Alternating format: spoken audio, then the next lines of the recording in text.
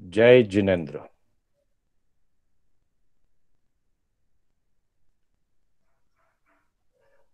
मोक्ष मार्गस्य नेतारम्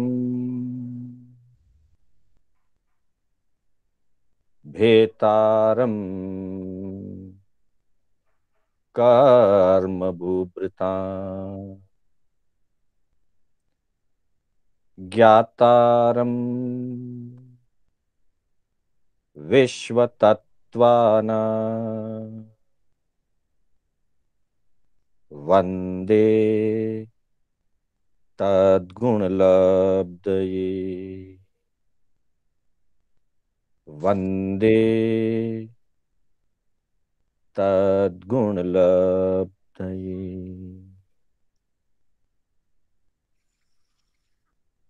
अनंत उपकारी आस्था के आयाम चरम तीर्थंकर श्रमण भगवान महावीर को वंदन। प्रभु की परंपरा में विचरण करने वाले, प्रभु की आज्ञा के अनुसार अपनी धर्म आराधना और साधना करने वाले रत्नत्रय के आराधक परम उपकारी समस्त चारित्रात्माओं को वंदन। आत्मबंधुओं, सुशील माताओं एवं बहनों,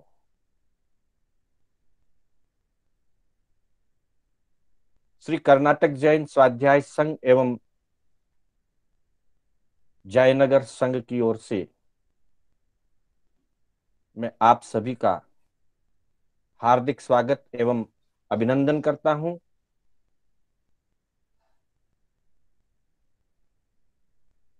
प्रति रविवार की भांति आज की इस कक्षा में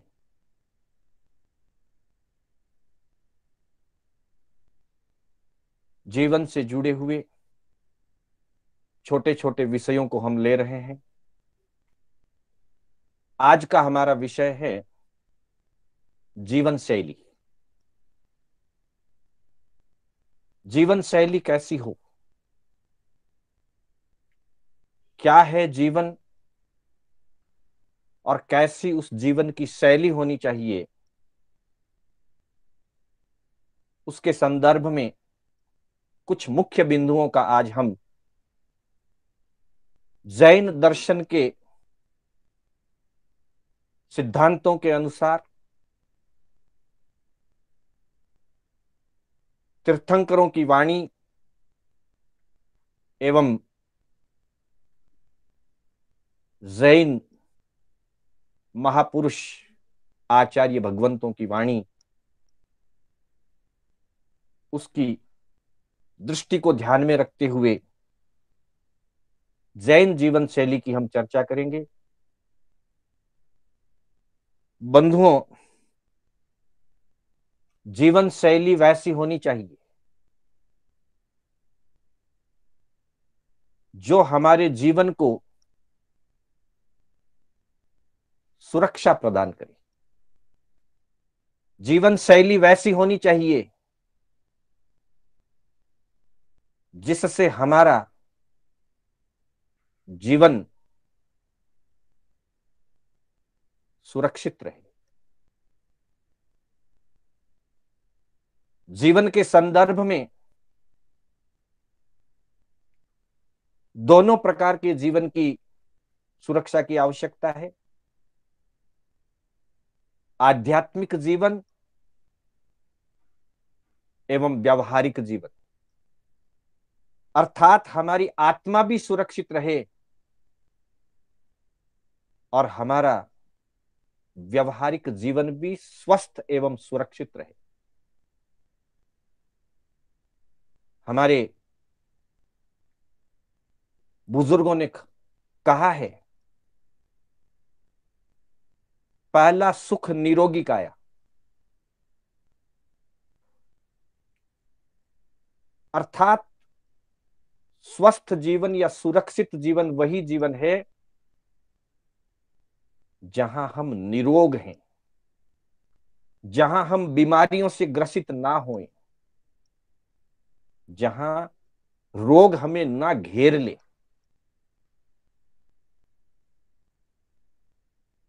हाँ, ये बात अलग है कि निश्चय में रोगों का घेरा जाना या शरीर में आदि व्याधि उपाधि प्रकट होना निश्चित ही अशुभ कर्मों का उदय है। लेकिन हमारी जीवन शैली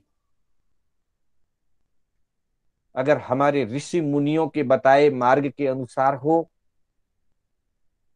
हमारी जीवन शैली परमात्मा के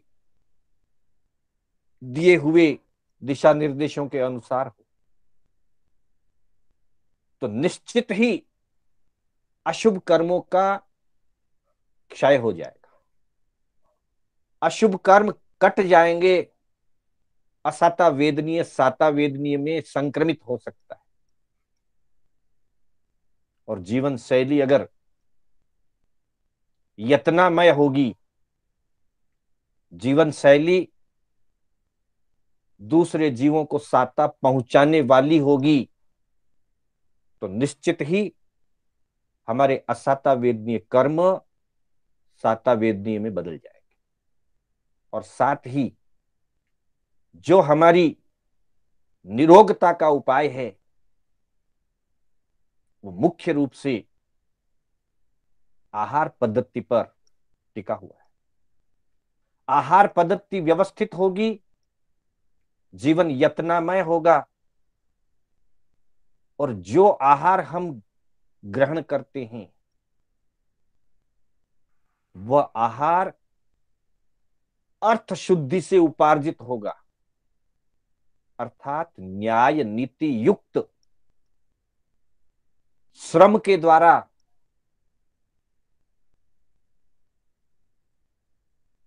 पुरुषार्थ के द्वारा उपार्जित अर्थ यानी धन से वो आहार का, भोजन का अथवा जीवन का जो भी मूलभूत अंग है, साधन है, वे अर्थ शुद्धि से युक्त होंगे, तो निश्चित ही जीवन सुरक्षित होगा। कर्म बंधनों से बचेंगे, आध्यात्मिक और धार्मिक दृष्टि से हम सुरक्षित होंगे,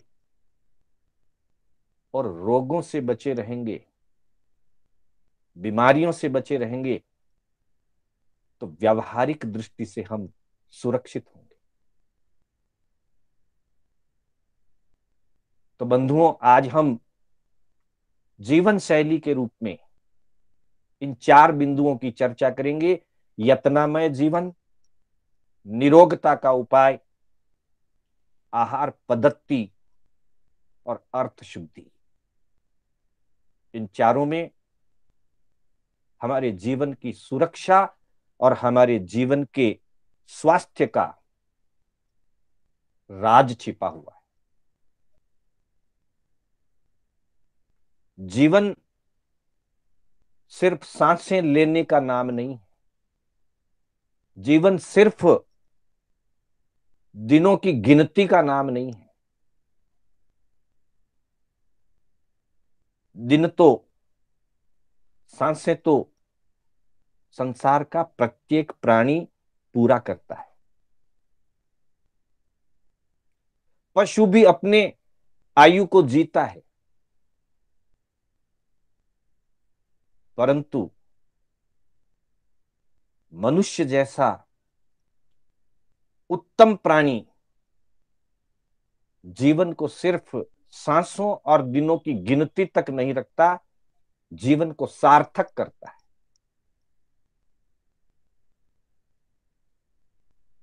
तब वह जीवन वास्तव में जीवन है। जहां जीवनी शक्ति, आत्मिक शक्ति विकसित होती है, दृढ़ होती है, आत्मा पवित्र होती है, आत्मा में उज्जवलता का विकास होता है और मन में प्रसन्नता होती है।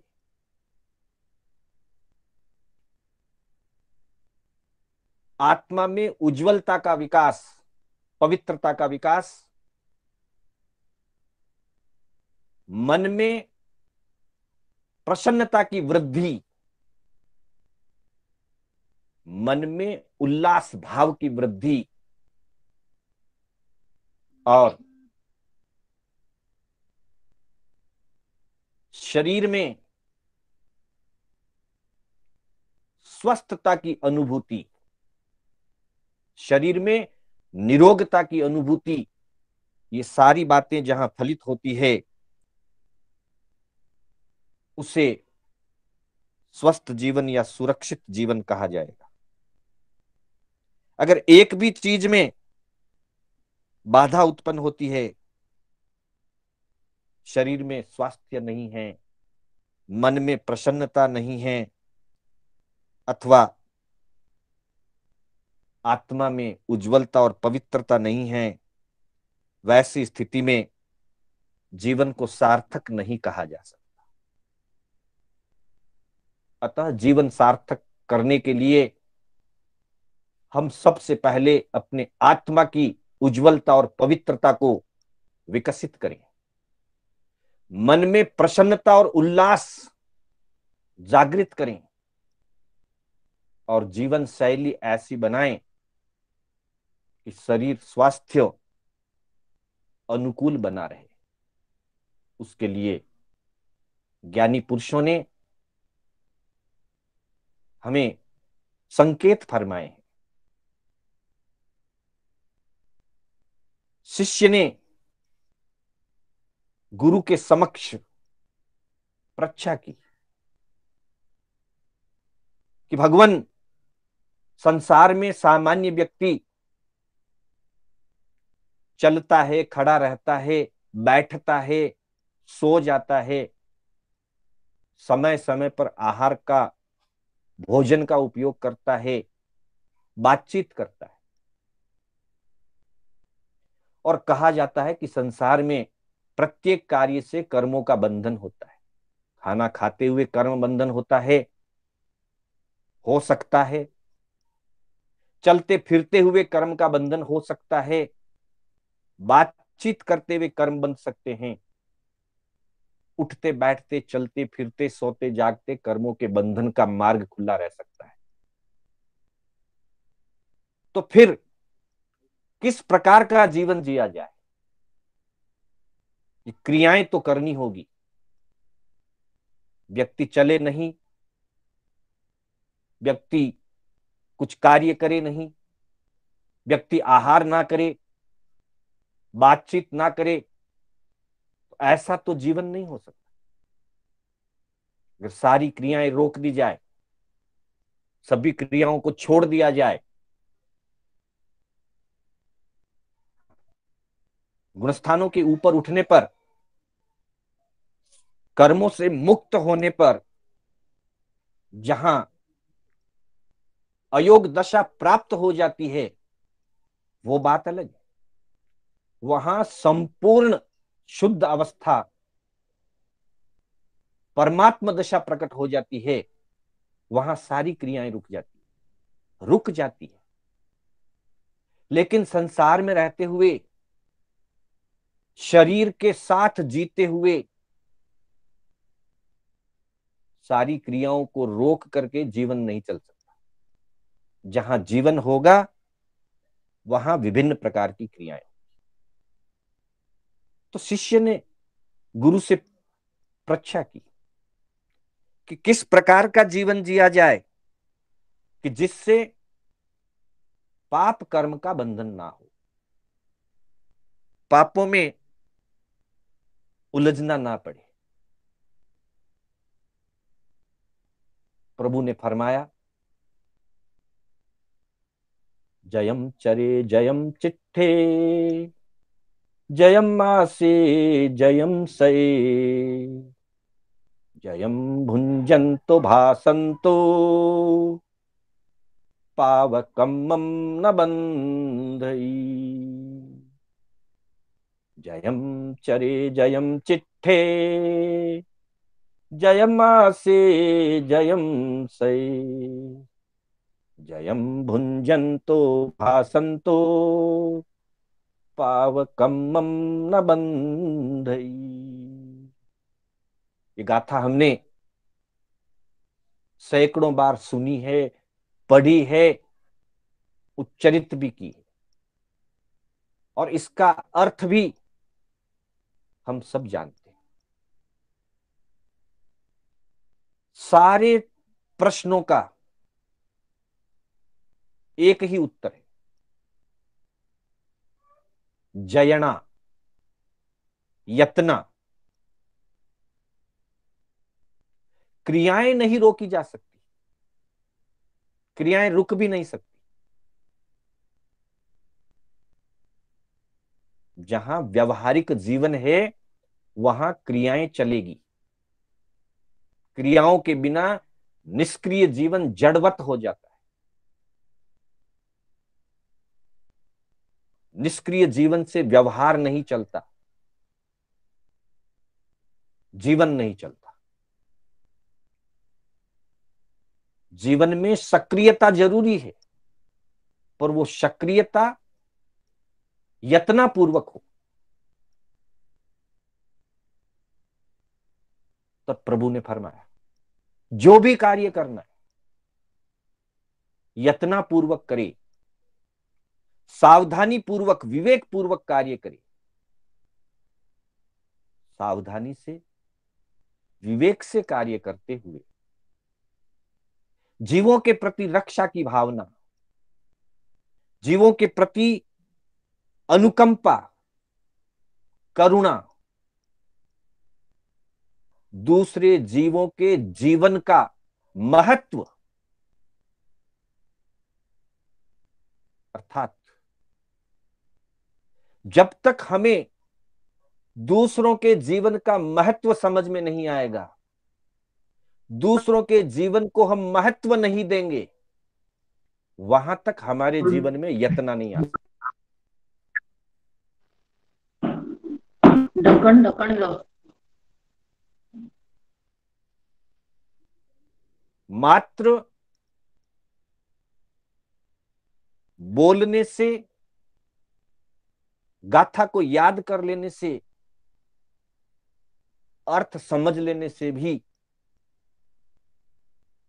स्वरूप तो समझ में आ जाएगा यत्न का, लेकिन जीवन में यत्न तभी आएगी जब हम दूसरे जीवों के जीवन की महत्ता को समझेंगे। और इसीलिए भगवान ने फरमाया, सव्व भूयप्प भूयस्स समम भूयाइम पासो, पीयासव सदंतस्स पावकम्मम न बंदे। इसी गाथा की अगली गाथा,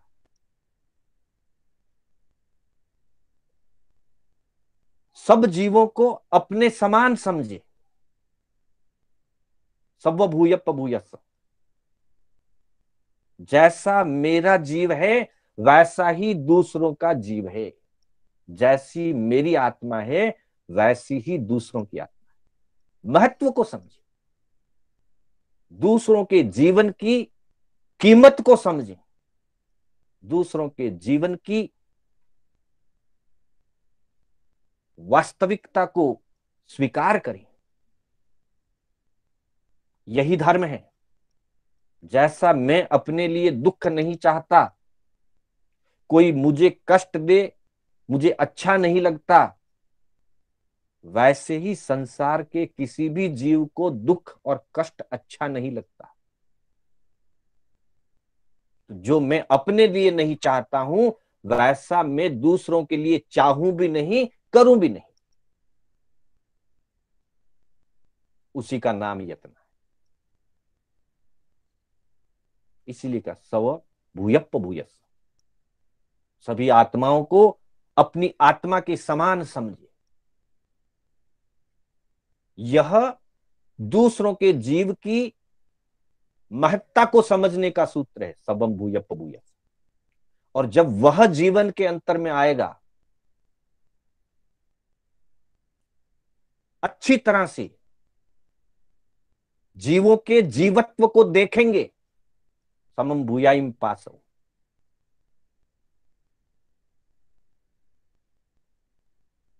अंतर में वो भाव घटित होगा, तो व्यवहार में यत्न अपने आप प्रकट हो जाए।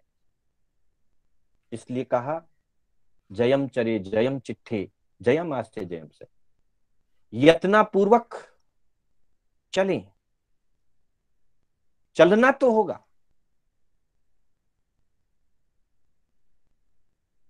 चलने को नहीं रोका जा सकता, खड़े होने को नहीं छोड़ा जा सकता, बैठने को नहीं छोड़ा जा सकता, सोने की क्रिया को खत्म नहीं किया जा सकता, पर यत्ना पूर्वक करें। चलना है देख करके चलें,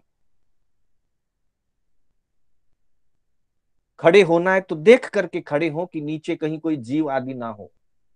बैठने से पहले और सोने से पहले भी स्थान की प्रतिलेखना अच्छी तरह से देख कर, और इससे दोनों की सुरक्षा है, द्रव्य और भाव दोनों सुरक्षा है। खुद के शरीर को कष्ट से बचाया जाएगा और दूसरे जीवों की रक्षा होगी। स्वयं को पाप कर्मों से बचाया जाएगा और दूसरे जीवों का जीवन नष्ट नहीं होगा। इसलिए यत्न की जरूरत। और फिर कहा जयम भुंजंतो वाचंतो, आहार भी करना है तो यत्ना पूर्वक करे, और बातचीत करनी है तो यत्ना पूर्वक। आहार की अव्यवस्था से व्यक्ति का स्व का जीवन विकृत होता है, जीवन बिगड़ता है, अस्वस्थता आती है, और भाषा की अयत्ना से व्यक्ति का व्यवहार बिगड़ता है। ध्यान देना, आहार की अव्यवस्था से स्वास्थ्य बिगड़ता है, और भाषा की अयत्ना से, बोलने में अविवेक रखने से व्यक्ति का व्यवहार बिगड़ जाता है, लोगों के साथ कलह हो जाता है, लड़ाई हो जाती है, प्रेम और व्यवहार खत्म हो जाता है। और कभी कभी तो इतना क्लेश हो जाता है कि जिंदगी भर के लिए मन में गांठें रह जाती। इसलिए बोलने में बहुत विवेक की जरूरत, सोच विचार करके बोलें, जो बात कहनी है विवेक पूर्वक कहें। कहने के लिए मना नहीं है, लेकिन विवेक पूर्वक कहें। पावकम्मम न बंधे, क्योंकि विवेक से कहने से दूसरों को कष्ट नहीं होगा, दूसरों को पीड़ा नहीं पहुंचेगी, पाप कर्म का बंध नहीं होगा। तो एक तरफ आध्यात्मिक सुरक्षा, पाप कर्मों से बचेंगे, पाप कर्म का बंध नहीं होगा तो जीवन अपने आप सुखमय, सातामय, सुरक्षित और स्वस्थ रहेगा। और दूसरी तरफ वर्तमान का व्यवहार भी निर्मल बना रहेगा, किसी के साथ लड़ाई झगड़ा कलह क्लेश नहीं होगा। तो ये छह कार्य, चलना, खड़े रहना, बैठना, सोना, भोजन करना और भाषण करना, वार्तालाप करना, इन सब में यत्न की जरूरत है। और इन सब में सबसे मुख्य जो कार्य है वो है आहार। क्योंकि आहार के अनुसार विचार बनता है। जैसा अन्न वैसा मन बनता है, और फिर मन के अनुसार ही जीवन का निर्माण होता है। इसलिए बंधुओं, सबसे ज्यादा सैद्धांतिक और द्रव्यानुयोग को अगर हम छोड़ दें, तो जो जीवन व्यवहार आचार पक्ष का जितना वर्णन हमारे आगमों में और ग्रंथों में हुआ है, उसका सबसे ज्यादा हिस्सा आहार से संबंधित हुआ है। गोचरी कैसे लाए, गोचरी कैसे करे, किस प्रकार का आहार ग्रहण करे, किस प्रकार का आहार ग्रहण नहीं करे, कैसी स्थिति में आहार ग्रहण कर सकते हैं, कैसी स्थिति में आहार ग्रहण नहीं कर सकते हैं, बहुत विस्तार से आहार की शैली पर प्रभु ने हमें दिशा निर्देश दिया। पहला पक्ष यत्नामय शैली, यत्नामय जीवन शैली, और दूसरा पक्ष आहार पद्धति। निरोग रहने का उपाय क्या है? तो हमारे आचार्य फरमाते हैं, निरोगिता जीवन का क्या उपाय है, स्वस्थ जीवन का उपाय क्या है?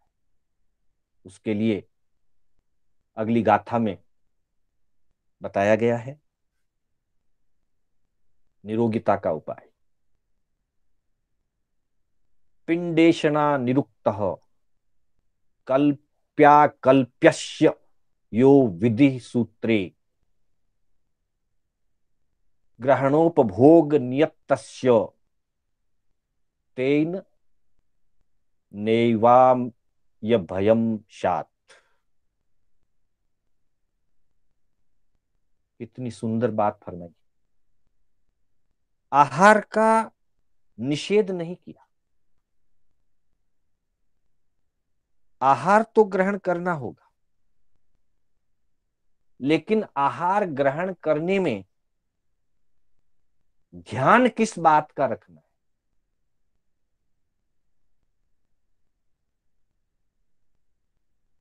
तो फरमाया, भोजन ग्रहण करने की विधि का ध्यान रखें।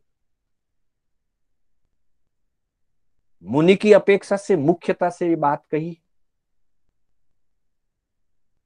लेकिन ग्रस्त को भी इस पर ध्यान देना हो।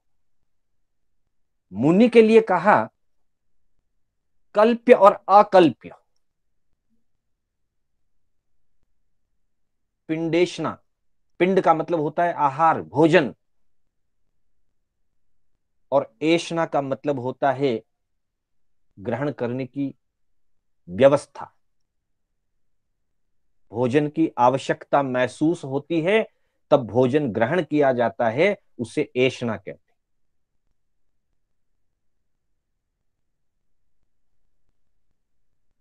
प्रशमरति नाम का एक ग्रंथ, लगभग 1800 से 2000 वर्ष पुराना यह ग्रंथ है। आचार्य उमा स्वाति जी का, जैसे तत्वार्थ सूत्र है, उनका सर्व प्रमुख ग्रंथ है तत्वार्थ सूत्र, वैसे ही उन्हीं का ये ग्रंथ है प्रशमरति। प्रशमरति के पहले भाग के अंतर्गत 134वें श्लोक में ये बात कही गई है, पिंडेशना निरुक्त हो, आहार के लिए कहा गया है।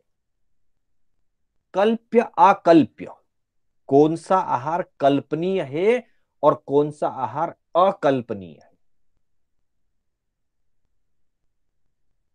इस विधि के अनुसार जो सूत्रों में, शास्त्रों में कल्प अकल्प की विधि बताई गई है, उस विधि के अनुसार आहार ग्रहण करें। ग्रहण भी उसी ढंग से करे और उपभोग भी उसी ढंग से करे। अर्थात आहार लावे तब भी विधि से लेकर के आवे, और आहार जब उपभोग करने के लिए बैठे, भोजन करने के लिए बैठे, तब भी उस नियत विधि के अनुसार, जो विधि तीर्थंकरों ने नियत की है, जो साधक, चाहे वो साधक मुनि है और चाहे वो साधक ग्रस्त है, उस विधि के अनुसार जो आहार लेकर आते हैं और आहार का उपभोग करते हैं, उनके लिए कहा गया है नैवम आमय भयम शात। उनको कभी भी, न एवं कभी भी नहीं, भयम शात भय नहीं होगा। किस बात का? आमय, नैवम आमय भयम शात। उनको कभी भी आमय का भय नहीं होगा, और आमय का मतलब होता है रोग।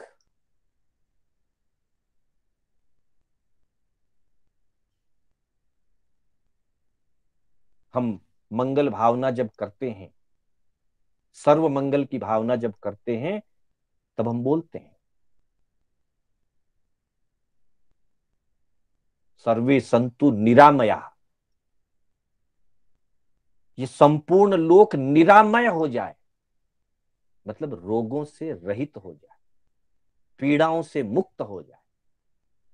निरामय का मतलब है पीड़ा और रोगों से मुक्त, और आमय का मतलब है रोग और पीड़ाओं से सहित।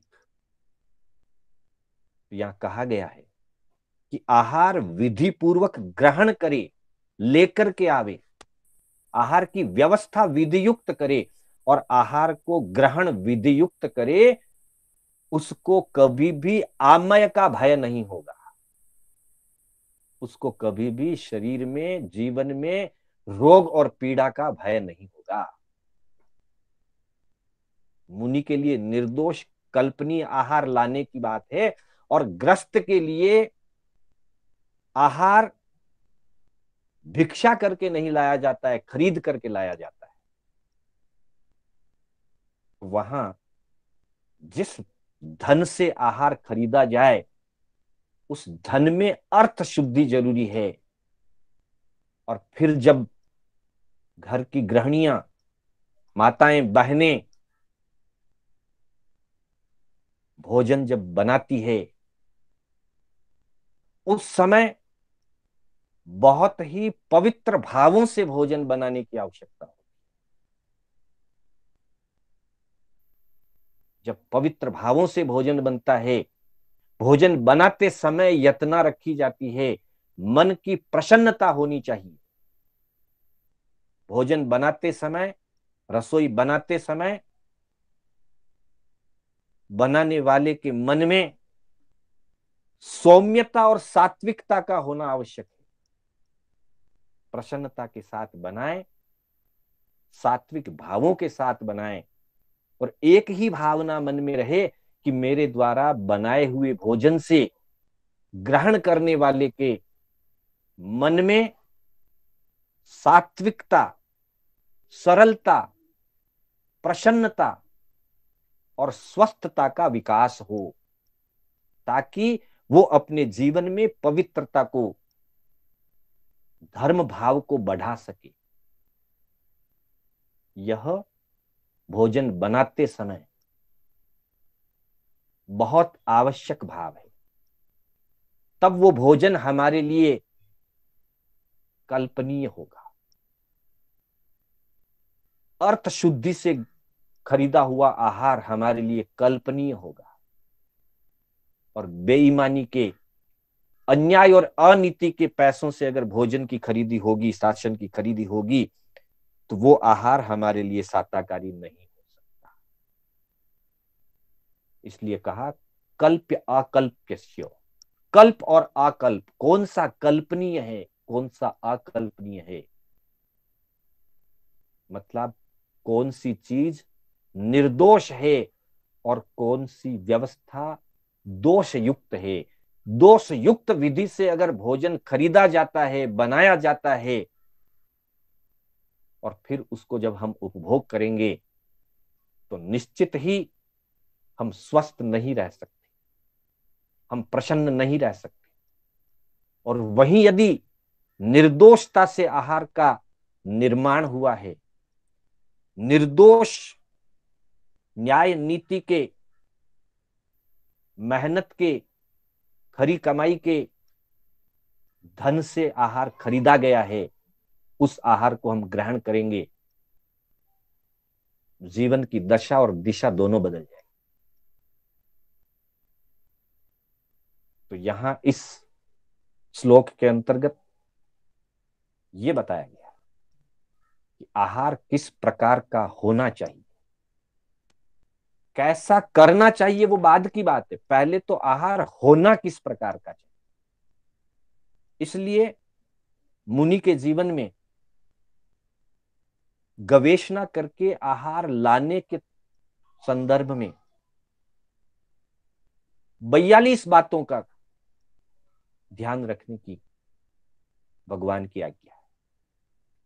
अर्थात 42 दोष टाल करके आहार लाए, उसमें सभी कल्प अकल्प की बात आ जाती, और बाद में उससे कैसे उपभोग करे उसके लिए भी 5 नियम बताए। तब 47 दोष टाल करके आहार भोग करे। जैसे मुनि के लिए है वैसे ही हमारे लिए है। वस्तु खरीदने में और वस्तु से भोजन बनाने में जिन बातों का ध्यान रखा जाएगा और वो पद्धति सही होगी तो हमारे लिए भोजन कल्पनीय होगा। 42 दोष टाल करके आहार ग्रहण किया जाएगा, मुनि के लिए भोजन कल्पनीय होगा, अन्यथा अकल्पनीय होगा, ग्रहण करने योग्य नहीं होगा। और जो ग्रहण करने योग्य ना हो उसे अगर ग्रहण किया जाएगा तो वो साता और प्रसन्नता नहीं देगा, आत्मा में उज्जवलता का विकास नहीं करेगा, मन में प्रसन्नता की वृद्धि नहीं होगी और शरीर में स्वास्थ्य नहीं बढ़ेगा। आगे फरमाया कि जो लेकर के तो आए हैं, बन तो गया है, शुद्ध ही बना है, शुद्ध ही ग्रहण करके लाए हैं, अब उसे ग्रहण करना है। तो पहले तो ये बता दिया कि शुद्धा वेदनीय है, भूख लगी तो ही खाना खाएं, अगर भूख नहीं है तो खाना नहीं खाएं। तप करने की भावना है तो खाना ना खाएं। शरीर में कोई रोग उत्पन्न हुआ है तो आहार ना करें।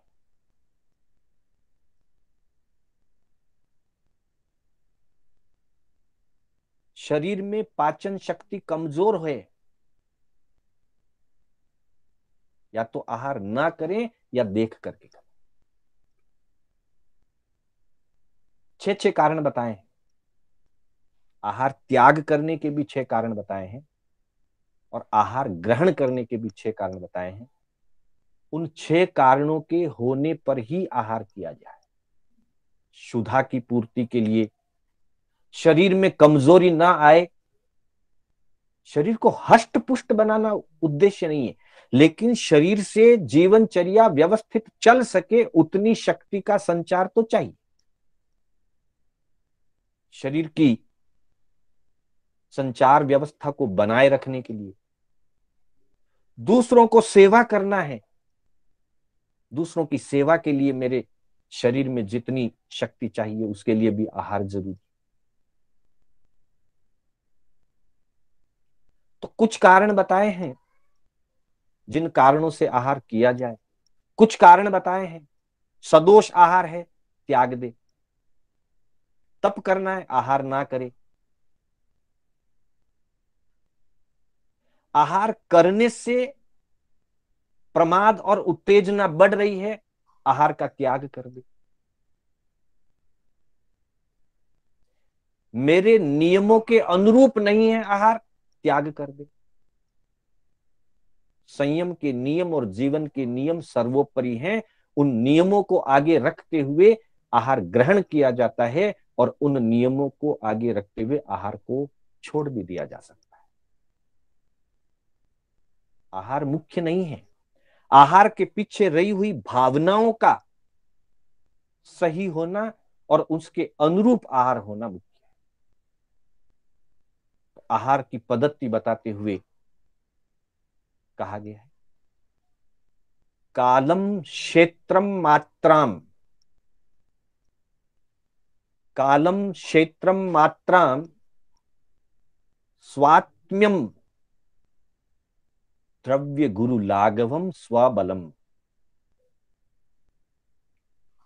कालम क्षेत्रम मात्राम स्वात्म्यम द्रव्य गुरु लाघवम स्वबलम ज्ञात्वा योग्यवहार्यम भुंक्ते किम भेषजैस्तस्य।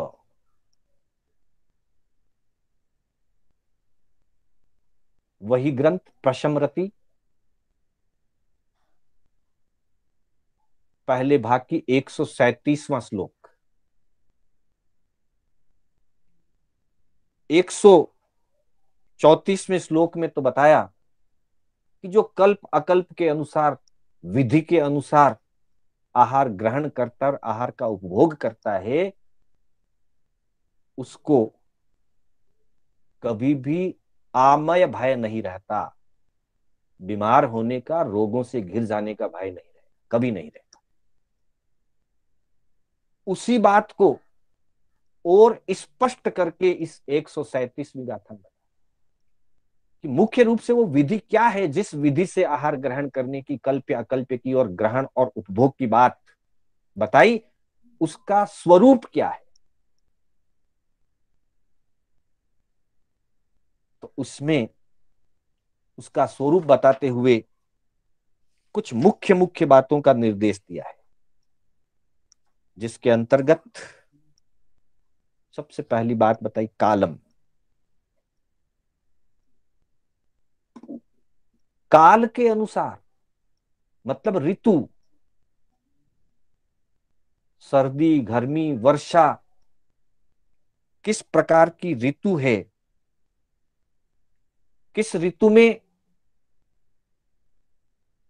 आहार में कौन सी वस्तु कम होनी चाहिए और कौन सी वस्तु ज्यादा होनी चाहिए, ये हमारे आचार्यों ने स्पष्ट निर्देश दिया। गर्मी की ऋतु है तो भोजन कम, पानी अधिक। सर्दी की ऋतु है, पानी कम, भोजन अधिक। और वर्षा ऋतु है तो भोजन और पानी दोनों कम, इसलिए चातुर्मास काल में तपस्या का महत्व दिया।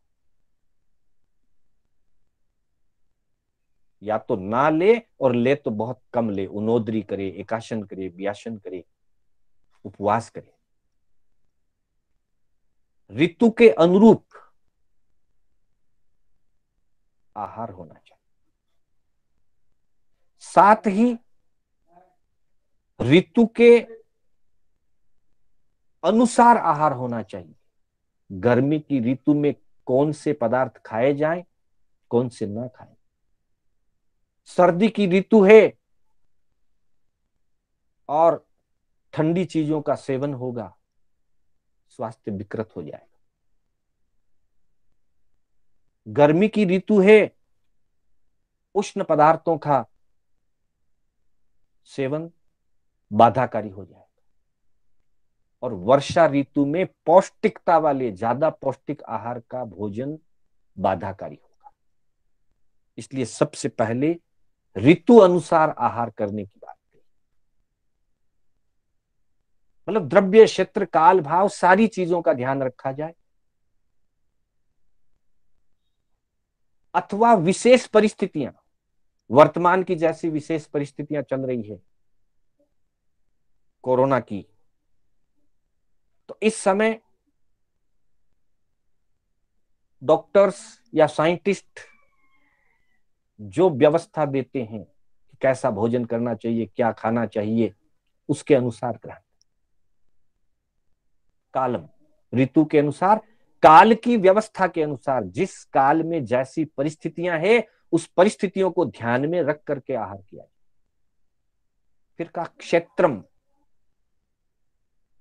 क्षेत्र की व्यवस्था का भी ध्यान रखा जाए। बंधुओं, हम जानते हैं राजस्थान की भूमि का, राजस्थान के एनवायरमेंट का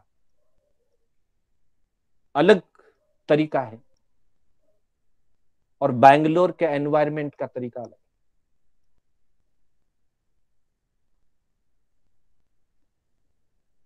कुछ क्षेत्र रुष्ट क्षेत्र होते हैं, सूखे, जहां वातावरण शुष्क रहता है। कुछ क्षेत्र रुक्ष नहीं होते हैं, स्निग्ध होते हैं, जहां वातावरण में नमी ज्यादा रहती है। और कुछ क्षेत्र होते हैं शीतल, कहीं सूखा वायुमंडल होता है, कहीं नमी वाला होता है और कहीं अधिक ठंडा होता है। तो उस वातावरण के अनुसार, उस क्षेत्र की व्यवस्था के अनुसार भोजन का निर्णय करें। मारवाड़ के अंदर जिस प्रकार से बाजरे का रोटा पच सकता है, बैंगलोर में नहीं पच सकता। क्षेत्र के अनुसार। फिर बताया मात्रा में, क्वांटिटी, कौन कितना आहार करे। सामान्य रूप से हमारे आगमों में वर्णन है कि एक स्वस्थ पुरुष को 32 कवल का आहार करना चाहिए। वो प्रमाणोपेत माना गया है, वो मात्रा व्यवस्थित मानी गई। कर्म भूमि के क्षेत्र की अपेक्षा युगलिक काल और अकर्म भूमि की व्यवस्थाएं अलग है। वहां तो कहीं 3 दिन से एक बार आहार लेने की आवश्यकता होती है। तुअर दाल जितना, चना जितना आहार से जीवन चलता है, क्योंकि उस समय के आहार की और उस समय की प्रकृति की व्यवस्थाएं अलग है। कर्म भूमि की अपेक्षा से एक सामान्य स्वस्थ पुरुष को 32 कवल, 32 कवे भोजन करना। उससे कम करेंगे उनोदरी हो जाए, तप हो जाए। और ठूस ठूस के ज्यादा करेंगे तो पेट में आफरा आएगा, पचने में असुविधा होगी, अजीर्ण की परेशानी होगी। 32 कवे जितना आहार करे और अच्छी तरह से एक एक कवे को 32-32 बार चबा करके आहार करे। बड़ा टेढ़ा मामला है। आज के युग में हम फास्ट फूड वाली जीवन शैली को जी रहे हैं। फटाफट लाया, फटाफट खाया। वो हमें शक्ति, शांति, स्वास्थ्य नहीं दे सकता। मात्रा के अनुसार ये कॉमन व्यवस्था है। इसके अलावा भी किसी की क्षुधा कम है तो जरूरी नहीं है 32 करे, कम किया जा सकता। और किसी किसी के अगर क्षुधा वेदनीय का उदय ज्यादा है तो अपनी व्यवस्था को ध्यान में रख करके, लेकिन अपनी व्यवस्था से अधिक ना करे, मात्रा का निर्धारण रखें। फिर कहा मात्रा की बात, क्योंकि मात्रा का संबंध पाचन शक्ति से, जैसी पाचन शक्ति है उसके अनुसार उतना ही आहार ले। स्वात्म्यम, अपना स्वभाव। यहां स्वभाव से मतलब शारीरिक दृष्टि से 3 प्रकार का स्वभाव होता है। कुछ कफ के स्वभाव वाले होते हैं, कुछ पित्त स्वभाव के होते हैं। किसी के शरीर में पित्त का विशेष किसी के शरीर में कफ अधिक और किसी के शरीर में वात अधिक, 3 प्रकार का स्वभाव बताया गया है आयुर्वेद के अनुसार, जैन दर्शन के अनुसार। वात, पित्त और कफ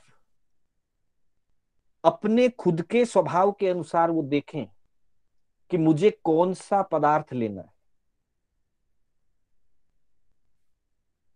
किसी को पित्त का स्वभाव है और फिर वो खट्टी चीजें ही खाएगा तो पित्त और विकृत होगा। किसी के शरीर में पहले से ही वायु का स्वभाव है और फिर वो वायु बढ़ाने वाले पदार्थ खाएगा तो निश्चित है कि विकार और बढ़ेगा। वैसे ही किसी के कफ का स्वभाव है, गले में, लंग्स में कफ रहता है और फिर वो दही, ठंडाई, छाछ, कोल्ड ड्रिंक्स ये चीजें लेगा तो उसका कफ बढ़ता ही चला जाएगा, फिर कितनी दवाइयां करें। स्वास्थ्य में परहेज की बात है, अपने शरीर के स्वभाव को देख करके। हाँ ठीक है, शुरू में ना पता चले तो एक बार जब व्यक्ति किसी भोजन को ग्रहण करता है, किसी चीज को ग्रहण करता है, खाता है, उसका क्या प्रभाव हुआ, उसका क्या इफेक्ट हुआ, ध्यान दे और अगली बार उस चीज को चेंज कर ले। अगर प्रभाव अच्छा हो रहा है उसको बनाए रखें और जिस वस्तु से प्रभाव खराब हो रहा है, शरीर को बाधा हो रही है, उस चीज को छोड़ दें। तो स्वभाव को, अपने स्वभाव को ध्यान में रख करके, क्योंकि एक व्यक्ति के लिए दूध अच्छा हो सकता है, दूसरे के लिए दही अच्छा हो सकता है, अपने अपने स्वभाव। साथ ही शरीर में अगर कोई परेशानी है तो उसके अनुसार अपने परहेज को रखते हुए। और फिर कहा द्रव्य गुरु लाघवम, जो भोजन हम करते हैं उसके अंतर्गत कुछ भोजन हल्के होते हैं और कुछ भोजन भारी होते हैं। कुछ आहार के करने से शरीर में हल्कापन महसूस होता है और किसी के करने से भारीपन महसूस होता है। तो वो देखे कि मुझे हेवी फूड की आवश्यकता है या लाइट फूड की आवश्यकता है, उस व्यवस्था को देख करके आहार ग्रहण। और फिर सबसे बड़ी बात, स्वबलम, मेरी शक्ति कैसी है, मैं कितना श्रम करता हूं,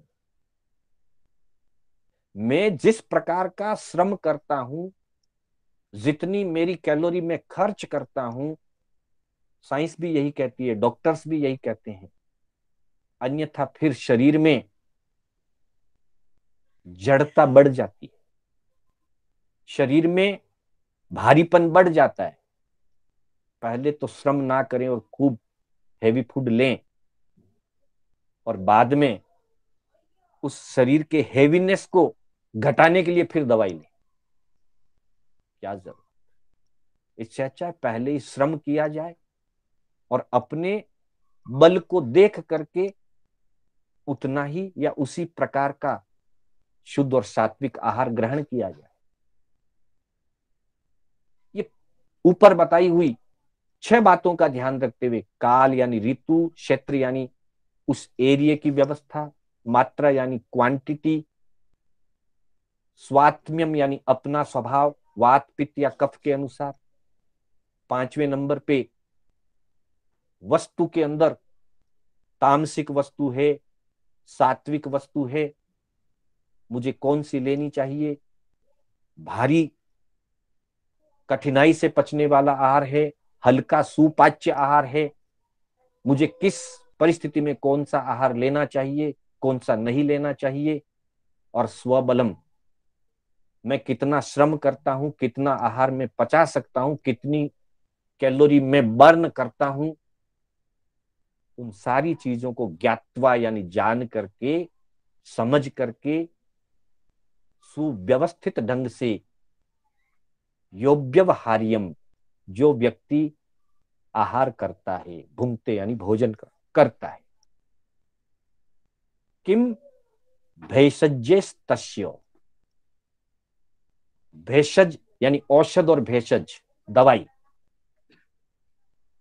उसको दवाई की क्या जरूरत है, अर्थात उसे कभी दवा लेने की जरूरत नहीं पड़ेगी। आहार ही दवा है। हमारे आगमों में गेहूं, मूंग, बाजरा, ये जो धान्य है ना, इन धान्यों को औषध कहा है। ये औषध है, ये स्वयं अपने आप में औषधियां हैं। अनाज ही औषधि है, भोजन ही दवा है। और सबसे बड़ी बीमारी की दवा है भोजन। सबसे बड़ी बीमारी है भूख, और उस भूख को शांत करने की दवा है भोजन। पर भोजन को व्यवस्थित लें तो भोजन स्वयं औषधि है, और भोजन अगर व्यवस्थित ना हो तो 50 औषधियों की और जरूरत पड़ेगी। इसलिए कहा कि इन 6 चीजों का ध्यान रख करके, इन 6 चीजों की व्यवस्था को अच्छी तरह से जान करके, समझ करके, विचार करके, आवश्यकता के अनुरूप शुद्ध और सात्विक आहार करता है, उसे भेषज की कोई जरूरत नहीं। उसको क्या जरूरत है दवा लेने की, अर्थात उसे कभी दवा लेने की आवश्यकता नहीं पड़ेगी। अर्थात वो कभी भी अस्वस्थता महसूस नहीं करेगा। हमेशा उसकी आत्मा में उज्जवलता और पवित्रता का विकास होगा, क्योंकि सात्विक भाव से सात्विक भोजन करता है। मन में प्रसन्नता और शरीर में स्वस्थता बनी रहेगी। और उसके लिए अंतिम बात कह करके मैं अपनी बात को विराम देना चाहूंगा, समय होने आ रहा है।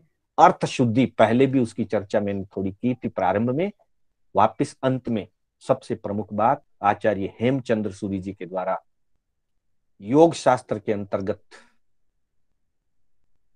पहले ही चैप्टर की 47वीं गाथा का पहला ही शब्द है न्याय संपन्न विभवा। हमारी जो भी वैभव व्यवस्था है, आमदनी है, चाहे हम व्यापार करें, जॉब करें, प्रोफेशन करें, न्याय युक्त होना चाहिए, नीति पूर्वक होना चाहिए। कर्तव्य में कमी नहीं रहनी चाहिए।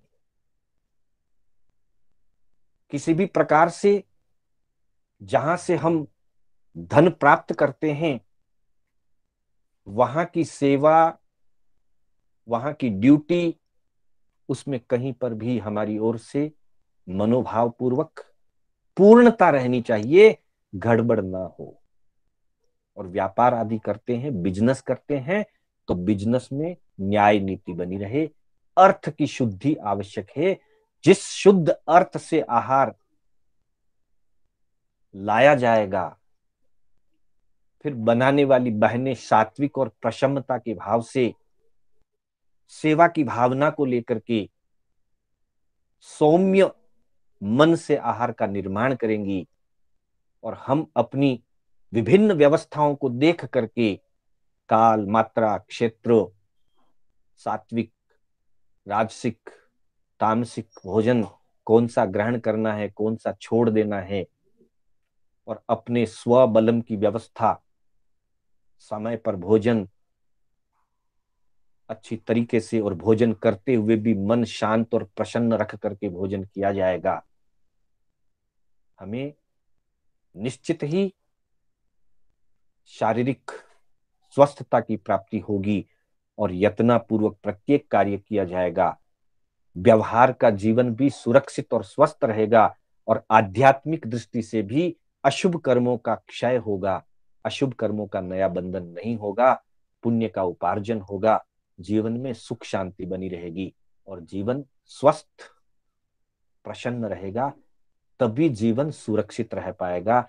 इस तरह से ये जीवन शैली है, ये जैन जीवन शैली है, जो सुरक्षित जीवन शैली है। हम जैन जीवन शैली को अपनाएं और सुरक्षित और प्रसन्न जीवन को जिएं। जिस लक्ष्य से हमें जीवन प्राप्त हुआ है, उस लक्ष्य की तरफ आगे बढ़ते हुए यत्न और विवेक से प्रत्येक कार्य को करें, तो हमारा जीवन सार्थक होगा। इन्हीं भावनाओं के साथ मैं अपने शब्दों को विराम देता हूं। जय जिनेंद्र। मेरे बोलने में कोई स्खलना हुई हो अथवा कोई भी बात जिनवाणी विपरीत कथन कहने में आया हो, तो उसके लिए बारंबार आप सभी की साक्षी से, आत्म साक्षी से, पंच परमेष्टि की साक्षी से तस्मिच्छामि दुक्कडम। जय जिनेंद्र, हार्दिक आभार।